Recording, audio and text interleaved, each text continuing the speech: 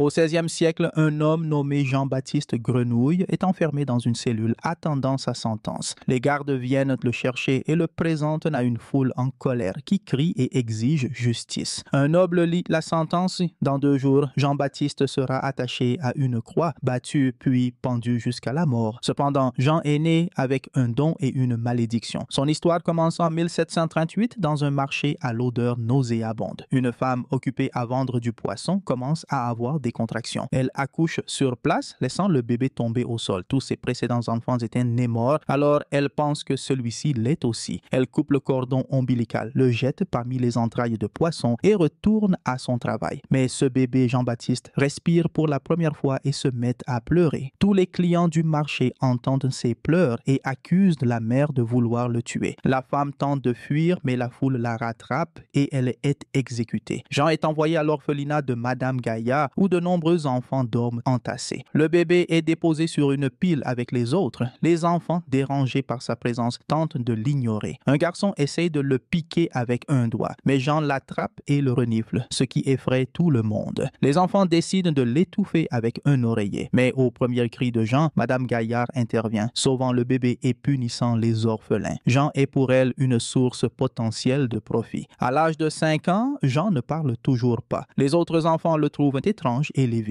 Jean passe alors son temps à explorer son seul talent. Un odorat exceptionnellement développé peut identifier n'importe quelle odeur, même à distance ou provenant de choses qui ne devraient pas sentir. Jean ne distingue pas encore les bonnes odeurs des mauvaises, mais il les explore avec fascination, reniflant parfois des animaux morts. Cela lui vaut d'être maltraité par les autres, qui lui jettent des fruits pourris. Avec le temps, il apprend à parler et à reconnaître les objets autour de lui, les yeux fermés, grâce à son odorat. À 13 ans, Madame Gaillard vend Jean à Grimal, un tanneur. Grimal le prend comme apprenti et Madame Gaillard gagne beaucoup d'argent. Mais sur le chemin du retour, elle est attaquée et tuée. C'est là la malédiction de Jean-Baptiste. Tous ceux qui l'abandonnent finissent par mourir. La durée de vie dans la tannerie est de 5 ans, mais Jean se montre robuste et travaille dur chaque jour, rêvant de visiter la ville pour découvrir de nouvelles odeurs. Après plusieurs années de travail acharné, Grimal remarque quelque chose de spécial en lui et l'emmène finalement en ville pour faire une livraison. En parcourant les rues, Jean laisse son nez absorber chaque nouvelle odeur, qu'elle soit agréable ou désagréable. Grimal étant occupé avec la livraison, Jean suit un parfum merveilleux qui l'amène à une boutique. Ce parfum s'appelle Amour et Psyché. Jean observe le parfumeur et comprend que les senteurs peuvent être mélangées pour créer des compositions uniques. Soudain, une odeur plus douce que toutes les autres capte son attention. Fasciné, il se précipite pour en trouver la source. Il découvre qu'elle émane d'une jeune femme rousse qui vend des prunes. Intrigué, il commence à la suivre dans la ville. Lorsqu'il s'approche suffisamment près, il renifle son épaule, ce qui effraie la femme. Elle essaie de communiquer avec lui et même de lui offrir des prunes, mais Jean reste silencieux, perdu dans son obsession pour son parfum.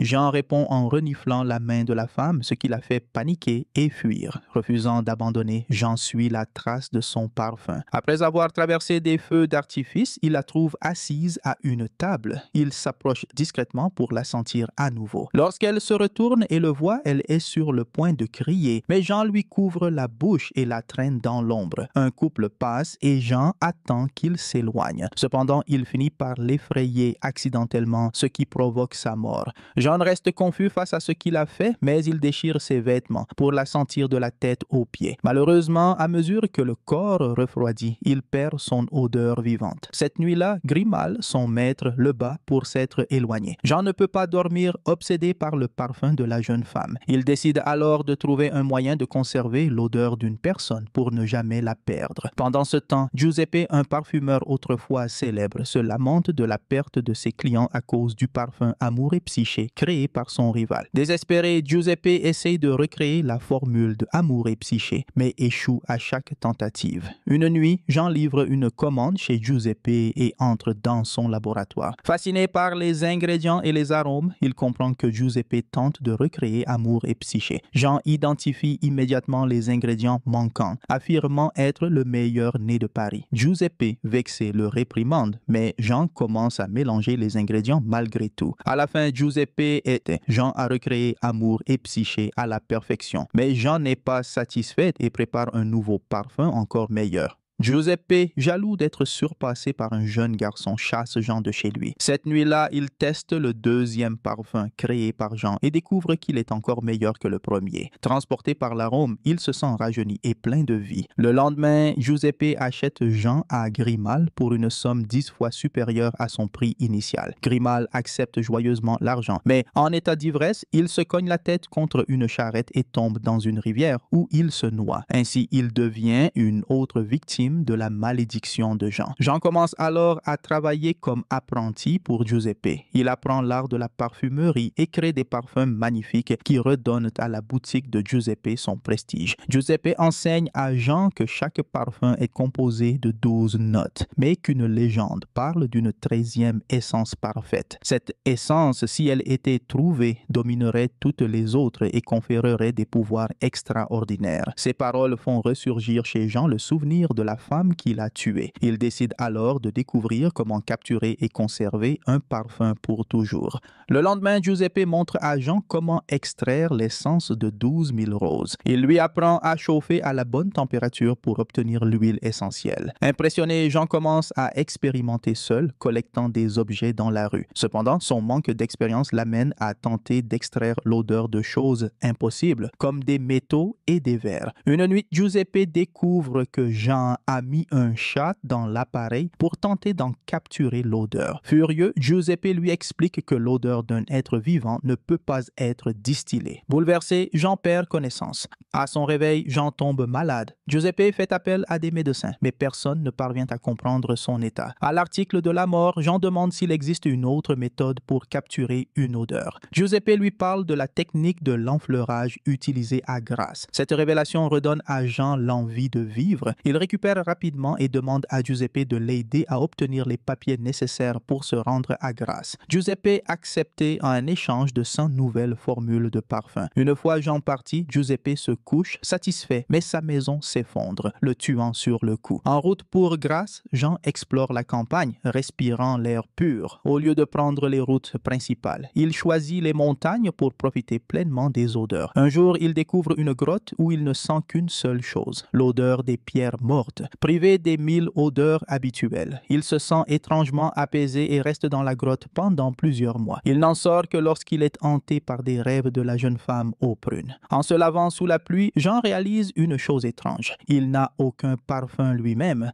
Jean continue son voyage et alors qu'il est sur le point d'arriver à Grasse, il sent un parfum incroyable, encore meilleur que celui de la femme aux prunes. Une calèche passe et il découvre que ce parfum appartient à la belle Laura. Excité, Jean se précipite à Grasse et suit son nez jusqu'à une élégante demeure. Il s'introduit dans le jardin et observe Laura de loin. Il s'approche autant que possible pour sentir son parfum, mais son moment est écourté lorsque son père, le docteur Rick, la renvoie à l'intérieur. Le lendemain, Jean commence à travailler dans une parfumerie où il apprend l'enfleurage sous la supervision de Drew. Ce procédé consiste à presser des fleurs dans de la graisse animale et à les chauffer dans un grand récipient pour extraire leur essence. Une nuit, un couple s'amuse dans une grange, mais lorsque le garçon part après avoir été repoussé, la fille se retrouve seule. Jean arrive, feignant vouloir l'aider, mais il la tue. Peu après, il la couvre de graisse et la place dans le récipient, espérant en extraire son odeur. Au matin, une femme arrive avec des fleurs, forçant Jean à cacher le récipient. Drew manque de le surprendre, mais Jean prétend avoir couvert le récipient pour protéger les fleurs du soleil. Finalement, cette méthode échoue à extraire l'odeur humaine. Plus tard, Jean engage une prostituée qui vient avec son chien, mais au lieu d'un service habituel, il commence à la couvrir de graisse animale. Lorsqu'il sort une lame pour découper la graisse, elle panique et tente de fuir. Jean, déterminé, la tue et poursuit son expérience. Après avoir coupé ses cheveux, il enveloppe son corps entier dans de la graisse animale et le recouvre d'un tissu. Quelques heures plus tard, Jean racle la graisse et la place dans un processus complexe qui, enfin, extrait l'odeur humaine. Le lendemain matin, les habitants trouvent le corps abandonné. Jean teste le parfum en plaçant une goutte sur sa main et le chien de la femme court immédiatement vers lui, pensant reconnaître sa maîtresse. Satisfait, Jean met l'essence dans la première bouteille des 13 qu'il prévoit, décidé à créer le parfum parfait. Un peu plus tard, Jean s'infiltre à l'anniversaire de Laura pour l'espionner. Pendant que Laura et ses amis jouent un cache-cache dans le labyrinthe du jardin, Jean s'approche d'elle lorsqu'elle est seule. Elle aperçoit son ombre et croyant qu'il fait partie du jeu s'enfuit. Jean, frustré, lance une pierre pour briser une lampe au-dessus d'eux, la poussant à courir encore. Le docteur Rick interrompt le jeu, mais la fête bascule lorsqu'on découvre que 2 filles ont disparu. Pendant ce temps, Jean les soumet au processus de graisse pour capturer leurs essences. Lorsqu'il est réprimandé par Draw pour avoir ignoré son travail, Draw sent un parfum envoûtant sur la main de Jean et devient immédiatement docile. Le lendemain, les corps des 2 filles sont retrouvés dans la rivière et le conseil municipal convoquait une réunion. Le docteur Rick demande un couvre-feu pour protéger les familles, soulignant que les victimes, sauf une prostituée, étaient toutes pures. Cependant, le conseil refuse, craignant que cela ruine l'économie de la ville. Malgré tout, Jean continue d'enlever et de tuer des femmes, récoltant leurs odeurs et semant la panique parmi les habitants. Jean tue une religieuse qui devient sa 12e victime. Le diocèse organise une messe, qualifiant le tueur de démons à excommunier. La cérémonie est interrompue lorsqu'un homme annonce que l'assassin a été capturé. Le docteur Rick reste sceptique, car la confession a été obtenue sous la torture et les détails ne correspondent pas au crime. Mais le conseil, pressé d'en finir, exécute l'homme. Pendant ce temps, Jean mélange les 12 essences et